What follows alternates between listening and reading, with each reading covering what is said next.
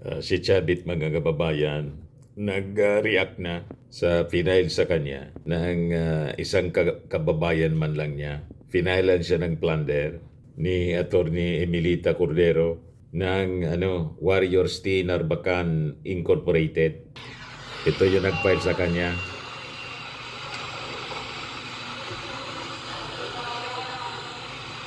Yan nag-file sa kanya kanina.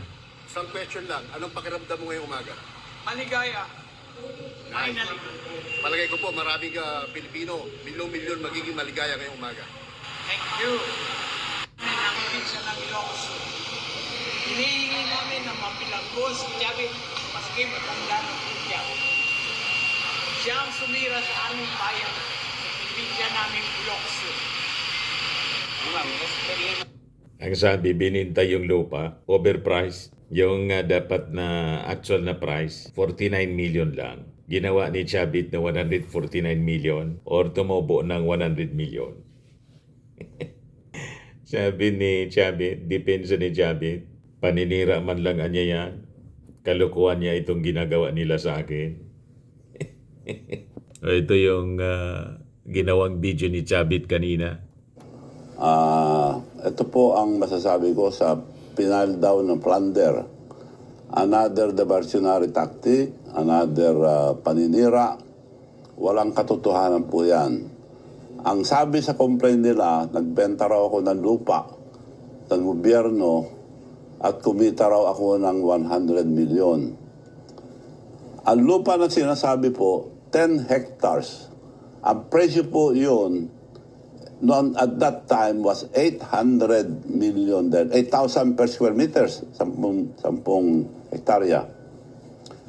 Binenta ko lang sa munisipyo ng 120. So, nalugi po ako ng 680 million. Hindi ako bita. Sino po makakagawa niyan? Ako lang na sincero tumutulong sa ating bansa. Tumulong sa aming munisipyo. On the record, 8,000 per square meters noon, that means 10 hectares is 800 million.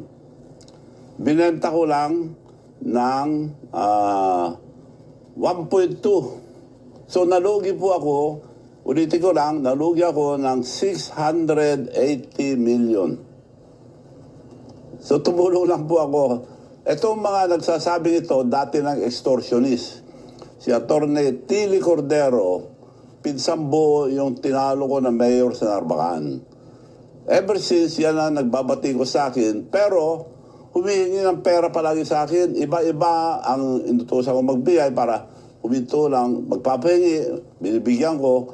Marami po. Ang huli ay punta sa bahay. Etong Atty. Tilly Cordero na nagpa ng plunder. At gusto ko na mag-retire, sabi niya, pwede bang bilhin yung hotel and resort, hotel resort, sabi niya. Well, naawa naman ako, sige na nga, para mapagbigyan ko na, nagpunta kami. Nasaan yung resort hotel niyo? Ako, eto. Pinakita ko, maliit na bahay, 2 kwarto na maliliit. Pagpasok mo, kama na. Anong hotel yun?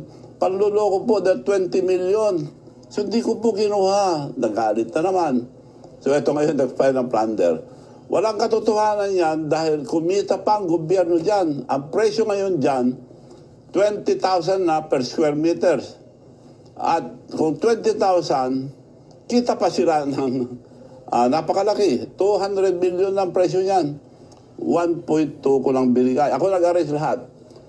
Hindi ko na nililipat ng pangalan dahil parang hindi ako madouble sale dahil parang tulong ko lang sa munisipyo. Kung gusto ko po kumita, hindi binenta ko yung tamang presyo, kumita pa ako ng malaki. So, yun po, kalukuhan itong ginagawa nila. Overpriced daw ng 100 million. Ang presyo daw, 49 million. So, kalukuhan na ito, gawa ng attack dog na naman ito. At may nagpupundo na naman dito ng malaki. Palalaki nila. Kung sa ombudsman, dapat halungkatin nila yung final ko sa pinsang buo niya. Matagal na yan, nakaparking lang sa ombudsman. Dapat din yung buksan, napakarami.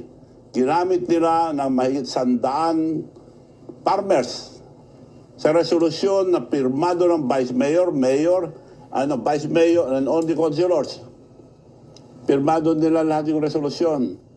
Claiming in one barangay lang, Barangay Solbec, 65,000 farmers for the benefit, naglagay sila ng 9 million for the benefit of 65,000 farmers of Solbec. Populasyon po, Narbacan, at that Dumipid sa time, si, 44,000 lang. si Chabi. Ang liwanag po na panluloko. Billions po nawala sa Narbacan bago ko nag-mayor. Inayos ko lang Narbacan, binitawan ko na, binigay ko na sa iba.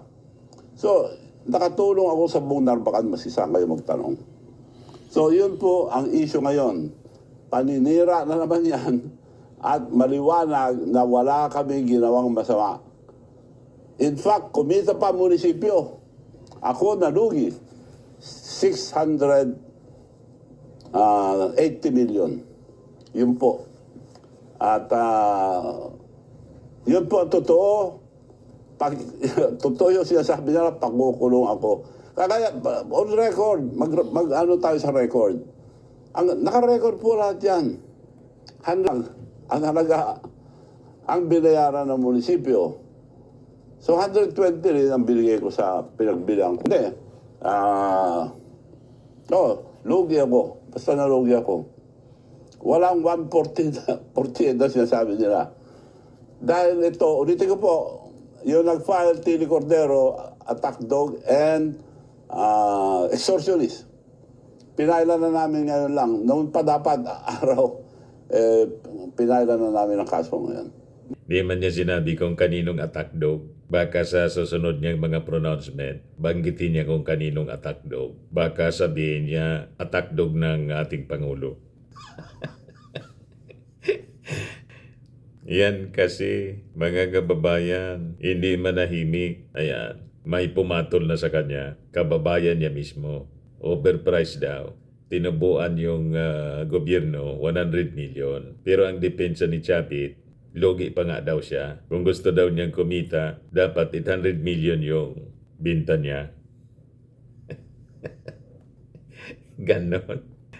Anyway, pinailan po sa ombudsman. Tingnan natin ang takbo ng investigasyon. Kung totoo ang sinasabi ni Chapit na logi pa nga daw siya. Ito yung mga reactions ng mga netizens. Oh. Sabi ni Florante, lol, sa korte ka magpaliwanag. Huwag dito sa social media. Sabi ni Aldrin Sevilla, yari ka na lolo, maungkat na ba? Sabi ni Eri Ramos, record show, defend in court.